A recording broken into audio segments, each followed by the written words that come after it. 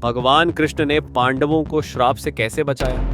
महाभारत के समय में दुर्योधन पांडवों को हर हाल में संकट में डालना चाहता था। वह हमेशा ऐसे मौके तलाशता रहता था जहां से पांडवों का नाश हो सके। इसी कड़ी में उसने एक बहुत ही खतरनाक योजना बनाई, ऋषि दुर्वासा को पांडवों के पास भेजने की। दुर्योधन भली भांति जानता था कि ऋषि दुर्वासा अत्यंत क्रोधी स्वभाव के हैं और यदि वे नाराज हो जाएं तो उनका श्राप किसी को भी नष्ट कर सकता है। इसी सोच के साथ दुर्योधन ने ऋषि दुर्वासा और उनके शिष्यों की खूब सेवा की, जिससे प्रसन्न होकर ऋषि ने उसे वरदान मांगने को कहा। दुर्योधन ने बड़ी चतुराई से वरदान मांगा कि ऋषि दुर्वासा दोपहर के समय अपने शिष्यों सहित पांडवों से मिलने जाए। उसे पूरा विश्वास था कि उस समय पांडव उनकी उचित सेवा नहीं कर पाएंगे और ऋषि का क्रोध उन पर टूट पड़ेगा। ऋषि दुर्वासा ने दुर्योधन की बात मान ली और शिष्यों के साथ पांडवों के आश्रम की ओर निकल पड़े।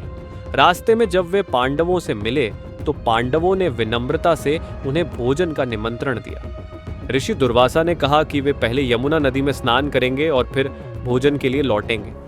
पांडव तुरंत आश्रम पहुंचे और द्रौपदी से भोजन की व्यवस्था करने को कहा, लेकिन द्रौपदी पहले ही भोजन कर चुकी थी। सूर्यदेव से प्राप्त अक्षय पात्र की शर्त थी कि द्रौपदी के भोजन करने के बाद उसमें अन्न समाप्त हो जाता है। यह जानकर सभी अत्यंत चिंतित हो गए, क्योंकि अब ऋषि दुर्वासा के क्रोध से बचना असंभव लग रहा था। तभी भगवान श्री कृष्ण वहां पहुंचे और द्रौपदी से भोजन मांगा। द्रौपदी ने पूरी बात उन्हें बता दी, लेकिन श्री कृष्ण ने शांत भाव से अक्षय पात्र मंगवाया।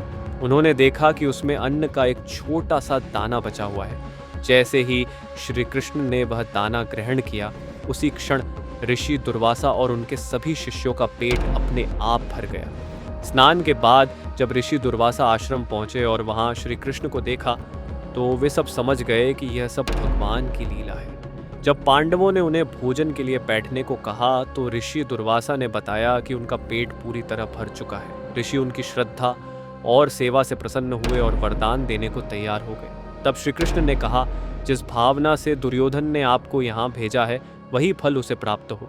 इस प्रकार भगवान श्री कृष्ण की कृपा से पांडव ऋषि दुर्वासा के श्राप से बच गए और दुर्योधन की सारी चाल विफल हो गई।